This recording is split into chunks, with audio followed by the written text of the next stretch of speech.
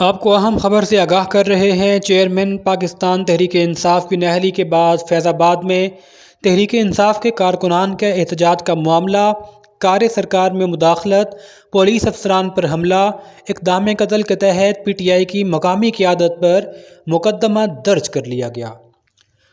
آپ کو ایک بار پھر اہم خبر سے آگاہ کر رہے ہیں۔ اسلام آباد میں پاکستان تحریک انصاف کی مقامی قیادت کے خلاف مقدمہ درج کر لیا گیا۔ مقدمے میں پاکستان تحریک انصاف کی مقامی قیادت کو نامزد کیا گیا۔